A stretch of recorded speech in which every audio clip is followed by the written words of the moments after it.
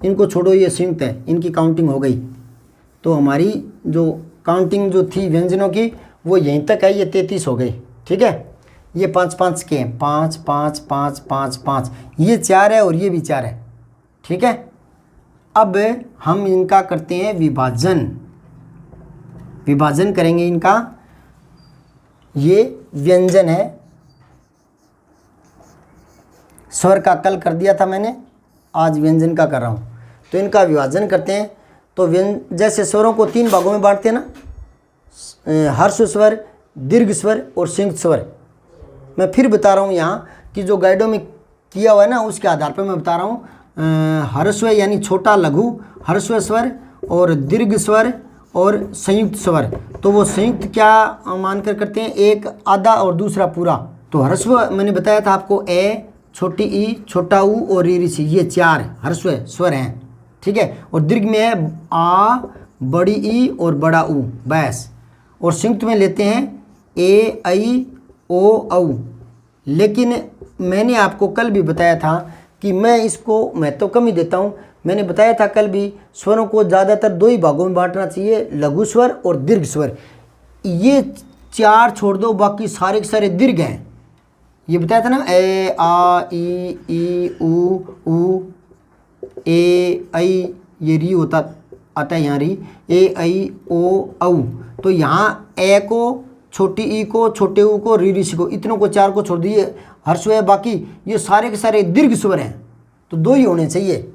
अब ये करते हैं, वो सोचते हैं मैंने भी कल बताया था आपको कि ए के बाद ई आता है, नर प्लस में इंद्र, नरेंद्र, तो ए होता है। तब ये अलग अलग होने के कारण इनको संयुक्त कह देते हैं, और ये सेम डबल है तो इनको दीर्घ कहते हैं। लेकिन ये जो प्रकृति है ना, ये संधि से है, संधि के कारण होता है। ये नर प्लस में इंद्र तो नरेंद्र, तो यहाँ ए और ई मिल करके ए बनाए, तब वो इसको संयुक्त में गिनते हैं। लेकिन नहीं, ये प्रकृति संधि की है, और संधि हिंदी में नहीं होती, संधि संस्कृत में होती है, हिंदी में संधि होती ही नहीं। वो तो हमने इसलिए ले लिया क्योंकि संस्कृत से हिंदी में बहुत सारे शब्द आ गए, आगे तो उनको समझने के लिए संधि भी लानी पड़ेगी। नहीं तो हमें क्या पता अन्ना भाव क्या है, हमें क्या पता लगेगा अन्ना भाव, अन्ना हजारे का भाव हमें क्या पता लगेगा। तो इसलिए संधि लानी पड़ती है। ठीक है ना। अब उन्होंने संधि के हिसाब से कर दिया, लेकिन हमारी हिंदी में, हिंदी की प्रकृति संस्कृत से थोड़ी अलग है। हमारी हिंदी में ये संयुक्त नहीं है, ये खुद स्वतंत्र अलग है, ये अलग स्वर है, ये खुद ही स्वतंत्र हैं। यूँ नहीं है कि ए से ऊ से मिलकर ओ बना है, नहीं, ऐसा नहीं है। ये यहाँ देखो आप, ये कै में अगर आप छोटी ई जोड़ते हो तो ये की बन गया ना, और कै में अगर आप ए जोड़ते हो तो ये के बन गया ना।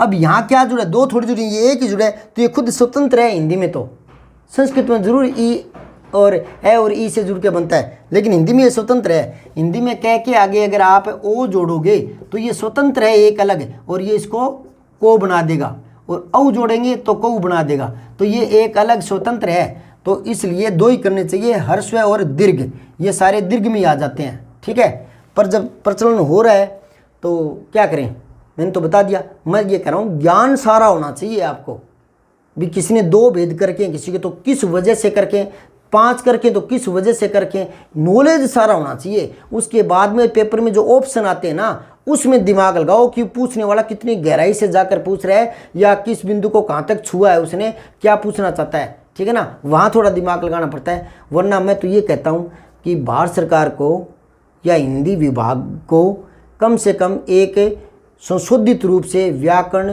की रचना करनी चाहिए, जिसमें छोटी मोटी विसंगतियों को हटाकर सरलतम रूप देकर व्याकरण को समझाया जाए, हिंदी का ज्ञान दिया जाए। हिंदी को इतनी सरल की जाए कि वो विदेशी लोग भी, इंग्लैंड वाले, अमेरिका वाले भी सीख लें हिंदी को।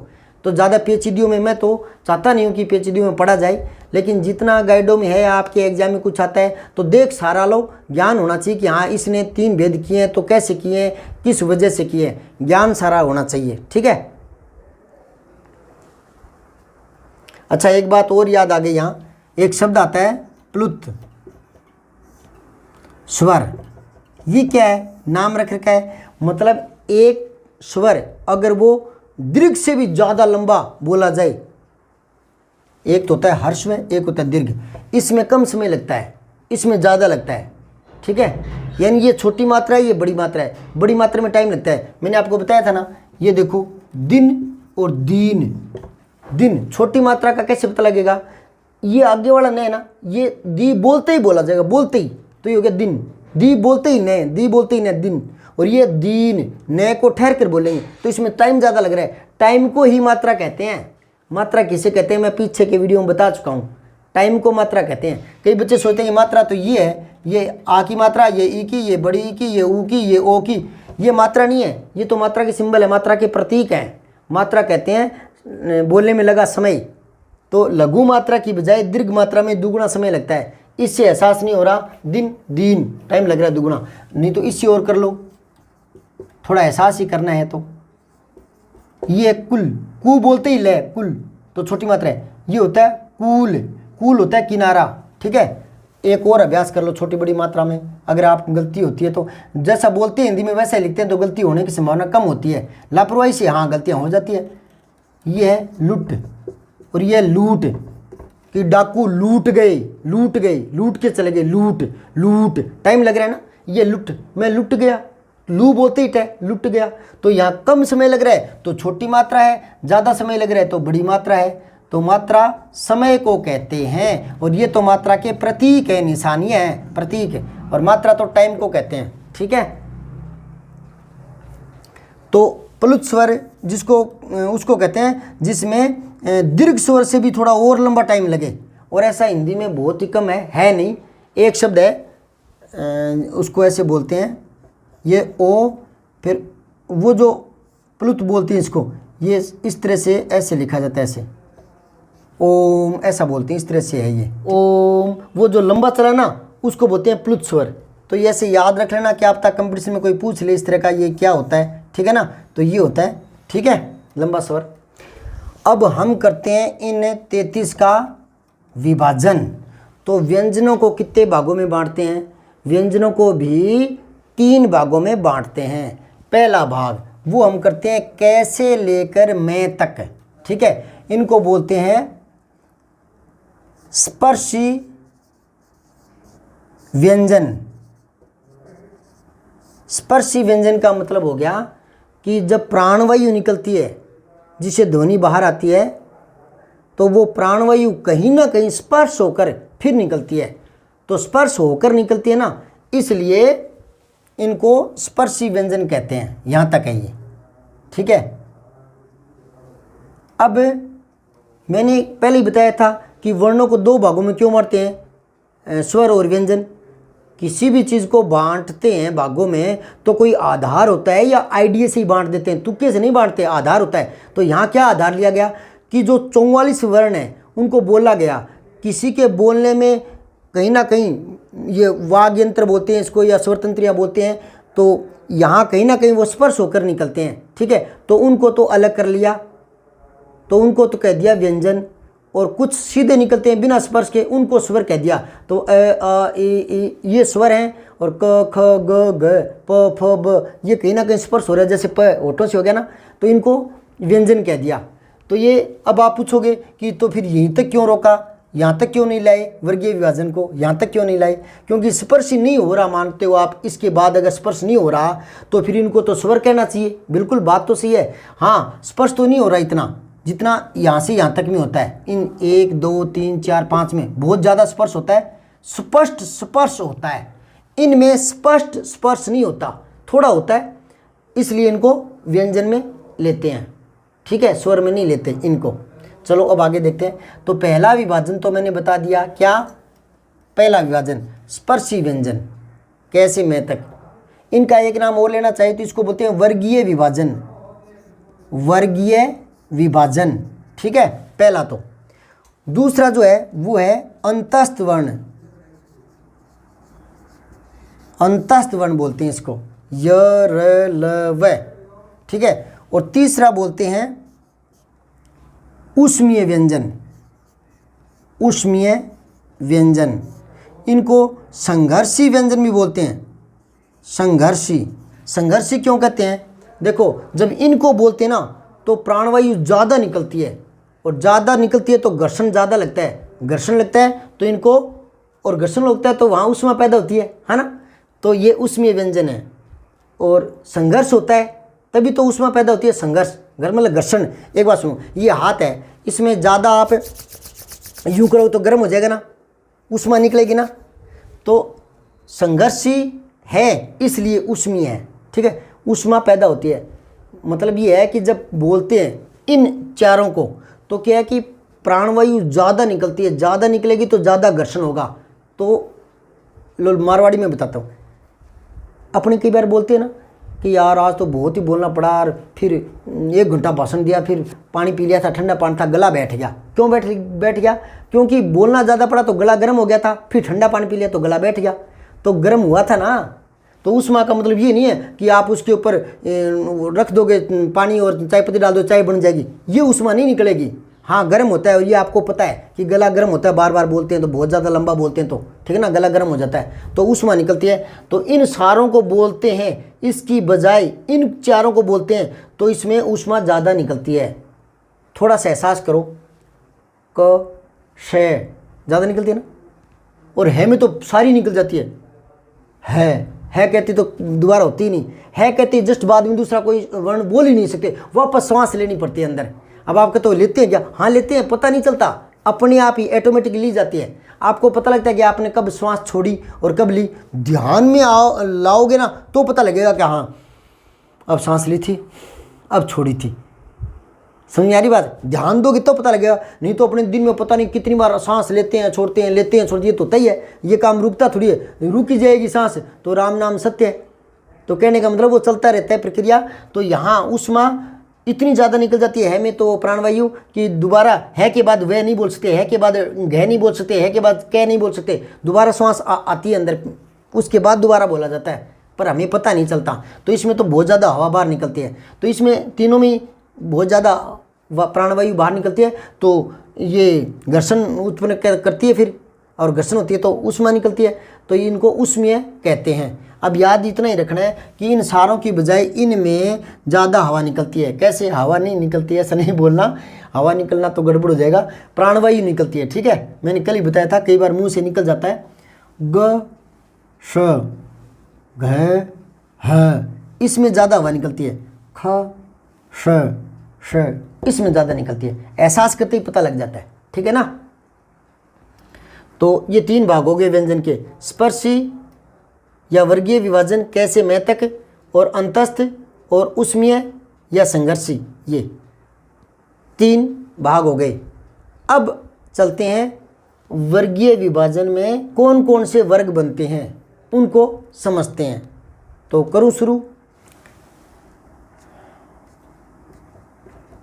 सबसे पहले मैं एक बार इनको तो छोड़ो आप, ये वर्गीय विभाजन में नहीं है, इनको अंतस्थ बोलते हैं। और ये जो है इसको भी एक बार छोड़ो, ये उसमें है वर्गीय विभाजन, ये वर्ग इन्हीं में बनाते हैं। तो पहले इसको देखो, प फ ब भ म, याद करो। यही ऐसा कुछ नहीं है मेरे में कि मैं लिखवाऊँ, आप कॉपी पर लिखो और फिर घर पर याद करो, नहीं, यहीं याद करो, 2 मिनट फालतू लग जाएगी। मैं किसी चीज़ की पूंछड़ी से लटका कर नहीं रखता। बच्चे, मैंने पहले ही बताया है, बच्चे क्या करते हैं, 9th में समास करेंगे, 10th में फिर करेंगे, 12वीं में फिर समास करेंगे, कंपटीशन में फिर समास करेंगे 4 बार। और सुनो, 10वीं 12वीं में करेंगे ना, तो अगर पहले दूसरे टेस्ट में है तो उसमें याद करेंगे घंटा भर, और हाफ ईयरली में समास आने वाले तो फिर करेंगे घंटा भर, वार्षिक परीक्षा में आ रहा तो फिर करेंगे, यानी 5-6 घंटे। कैसे? 9वीं में भी, 10वीं में भी, 12वीं में भी और कंपटीशन में भी। तो कुल मिलाकर 5-6 घंटे लगाते हो तो फिर 2-3 घंटे एक साथ ही लगाओ ना, पलाथी लगा के बैठो कि सुबह 7 से लेकर 10 बजे तक मुझे समास को देने हैं। एक बार दो ना, वो टाइम क्लियर करो उसको। तो मेरे वीडियो में थोड़ा टाइम ज़रूर लगता है, लंबा ज़रूर बन जाता है, पर धैर्य है तो ही देखें। सिखा इतना बढ़िया दूंगा, पर सिखाऊंगा वही जो मुझे आ रहे हैं, ठीक है। बढ़िया सिखा दूंगा कि आगे से भूलोगे नहीं कभी। समझ में आई बात? यूँ नहीं होगा कि आज पढ़ लिया समास, फिर 1-2 साल बाद में कंपटीशन शुरू होगा तो फिर समास सीखेंगे, नहीं, एक बार में ही सीखो पूरा टाइम लगा करके। तो यहाँ आराम से सिखा रहा हूँ मैं आपको। वर्गीय विभाजन देखो, याद करते हैं, प फ ब भ म, प प प ओठों का स्पर्श होता है ना, फिर प्राणवायु निकलती है ना, तो यहाँ से आवाज़ आती है प फ, लास्ट ध्वनि यहाँ से उत्पन्न होती है प फ, तो इनको बोलते हैं ओष्ठ्य वर्ण। क्या बोलते हैं इनको? ओष्ठ्य, आदठ है ओष्ठ्य वर्ण, ये है। अब कोई पूछे 4 दे करके, ये दे देगा ये और पूछेगा इनमें से ओष्ठ्य बताओ, तो प फ ब भ में ये ओष्ठ्य है। एक तो याद हो गया ना, तो इसके तो गुड लगाओ, ये तो याद हो गया। अब इसको याद करते हैं। देखो जीभ है ना, इसको जीभ मान लो एक बार। जीभ का अग्रभाग ये किनारा सा, ये अग्रभाग ये, ठीक है। जीभ का अग्रभाग दांतों से स्पर्श करता है, स्पर्शी व्यंजन है ये, ठीक है ना। दांतों से स्पर्श करता है और स्पष्ट स्पर्श करता है, एकदम साफ स्पष्ट, ठीक है। तो तब इनको यहीं तक रोक दिया। इनमें करता तो है पर स्पष्ट नहीं करता, इसलिए इनको छोड़ दिया, तो यहाँ तक करेंगे। अब देखो तय को जीभ का अग्रभाग दांतों से टकराएगा, त थ द ध न। अब सुनो, आप बोल के देख लो भले, त थ द, ये बोलना आपको, तय तख्ती, तय तलवार, त जीभ का अग्रभाग दांतों से टकराएगा। आप मुंह में जीभ जहाँ है वहीं पड़ी रहने दो, हिलाओ मत, और तय बोल के दिखाओ, नहीं बोला जाएगा। जीभ उठेगी, दांतों से टकराएगी, तो इनको रटने की जरूरत नहीं है। कई कहते हैं सर ये उसमें है, ये व्यंजन है, वो ओष्ठ्य है, दंत्य है, मूर्धन्य वर्ण, ये समझ में नहीं आते। कोई समझने की जरूरत नहीं है, सिंपल से हैं, ज़्यादा समय नहीं लगता, थोड़ा सा ध्यान देते ही काम आसान हो जाता है। तो यहाँ देखो त थ द दांतों से टकराता है, इनको दंत्य कहते हैं। त थ द ध न, इसका क्या नाम है? दंत्य वर्ण। चलो एक तरीका बताता हूँ। प वाले में तो कोई दिक्कत नहीं है ना, प फ ब भ में ओष्ठ्य प फ ब नहीं है ना, इसमें तो कोई दिक्कत नहीं। इसको याद कराता हूँ। देखो ये दंत्य हैं,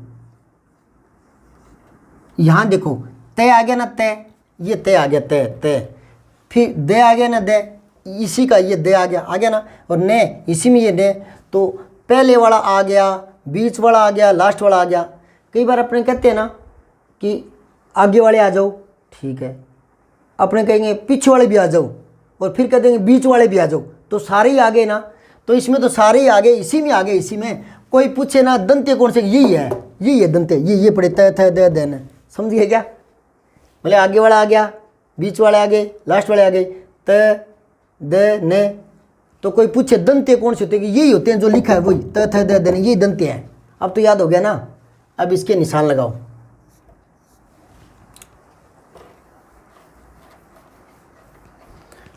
दो याद हो गए। अब इसको देखो, चलो पहले ये करवाता हूं, ठीक है।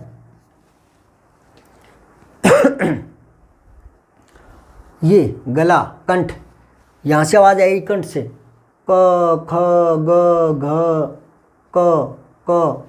और जीभ का, दांत का, किसी का कोई रोल नहीं है, सिर्फ कंठ से आवाज आती है साफ स्पष्ट रूप से, क ख ग क। बोल के देखो, क क ख ग, कंठ से आती है, ये कंठ है।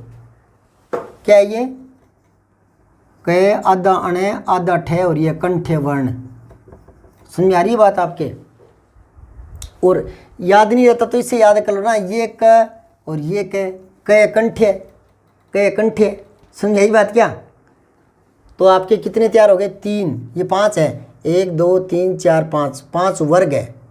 मैं बोल रहा हूँ वर्ग, वर्ग मतलब ये लाइन, ये पै वाली लाइन, ये तय वाली लाइन, ये टे वाली, मतलब ये पै वर्ग, ये तय वर्ग, ये टे वर्ग, वर्ग। और ये वर्ण, ये वर्ण, वर्ण अक्षर, वर्ण वर्ण, ठीक है ना। तो 3 वर्ग याद हो गए, 2 बचे हैं। अब इनको समझते हैं। पहले टे को समझो। देखो ये हमारा जो मुंह है, इसके ऊपर खोखला भाग ऊपर का, उसको मूर्धा बोलते हैं, उसका नाम मूर्धा है। मूर्धा, मुर्दा नहीं, मुर्दा तो होता है डेड बॉडी, मरा हुआ, मुर्दा, मुर्दा नहीं, मूर्धा। लोग कहते हैं हिंदी में गलती होती है, जैसा बोलोगे वैसा लिखो, गलतियां नहीं होगी। अब लिखना मुर्दा है, दह लगाना है, दह लगा दिया तो सारा ही उल्टा हो रहा है ना मामला। बोलते हो वो लिखो ना, मूर्धा। तो ये इसका नाम है, अंदर खोखला जो ऊपर का भाग है, मूर्धा। तो ये जो जीभ होती है ना, जीभ यूं मूर्धा की तरफ से पलट कर आती है, यूं यूं, ट ठ, ये ट ठ ड ढ ट बोल के देखो, थोड़ा सा जीभ यूं पलटा खाएगी, ऊपर की तरफ से आएगी, ऊपर की तरफ से ट ट ट ठ। समझ आ रही बात? तो इसको बोलते हैं मूर्धन्य। मूर्धन्य कह दो या मूर्धा कह दो, मूर्धन्य वर्ण या मूर्धा वर्ण, ठीक है। थोड़ा सा एहसास करो, ट ठ ड, जीभ है वहीं पड़ी है क्या? नहीं, थोड़ा सा ऊपर उठ कर ऐसे पलट कर आती है, पलट कर आती है ना, मुड़ कर आती है, ऐसे मुड़ कर। तो मुड़ना, जीभ मुड़ रही ना, ट ठ ड मुड़ रही है, तो मुड़ना मुंह, मुड़ना मुंह, मुर्दा मुंह, तो मूर्धन्य जिसमें मुड़ रही है, ऐसे याद कर लो, ठीक है। तो ये टे ऐसे याद करना है। अब रहेगी बात च। तो देखो जीभ का अग्रभाग, ये जीभ मान लो, तो जीभ का अग्रभाग, ये वाला अग्रभाग नहीं जो मैंने यहाँ समझाया था तय में, ये वाला अग्रभाग नहीं, किनारा नहीं, ये वाला अग्रभाग। जैसे ये जीभ है तो ये बीच का हो गया, ये पीछे का हो गया, ये आगे का होगा, ये वाला, ये वाला। तो जीभ इस तरह से यहाँ ये हिस्सा तालू से चिपकता है, जब बोलते हैं तो यहाँ से ये तालू है। अपने कहते हैं ना कई बार, यार पता नहीं तालू में क्या चिपक गया, है ना, तो ये तालू है। तो यूं जीभ आगे, ये जीभ का अग्रभाग यूं ऊंचा उठता हुआ यहाँ लगेगा, चे चे चे छे, ये चे छे जे चे चे, थोड़ा बोलो, एहसास करो, हो जाएगा। चे चे चे, जीभ ऊंची उठ करके तालू से चिपकेगी। चे चिपकना, चे चिपकना, जीभ चिपकती है ना, तो तालू कहाँ चिपकेगी? तालू में। तो ये तालु वर्ण है, लू छुटाएगा, तो ये तालु वर्ण है, ठीक है। इसको तालव्य भी बोलते हैं, तालव्य, तालव्य वर्ण। समझ आई बात? चे चिपकना तालू से, तालु वर्ण। कैसे याद कर लो, हम पीछे पड़ जाते हैं ना कोई चीज़ के, तो आइडिया बहुत आते हैं दिमाग में, और उन आइडियों से वो दिमाग में सेट हो जाता है कि हाँ ये इसमें आएगा, ये इसमें आएगा। तो आपको वर्गीय विभाजन में मुझे तो नहीं लग रहा कि कोई दिक्कत है क्या, ठीक है। अगर दिक्कत आ रही है, मैं थोड़ा फास्ट बोलता हूँ, तो आप इसको रिवाइज करके सुन सकते हैं, कोई दिक्कत नहीं है, ठीक है। ये 5 आपके वर्गीय विभाजन हो गए। अब मैं कुछ वर्ण हैं, उनके अलग अलग नाम जो गाइडों में दे रखे हैं वो आपको बता रहा हूँ, ठीक है।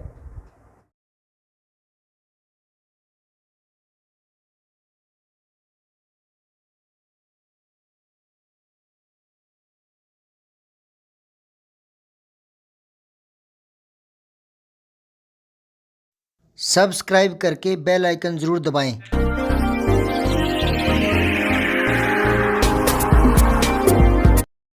जय हिंद, विजय हिंदी।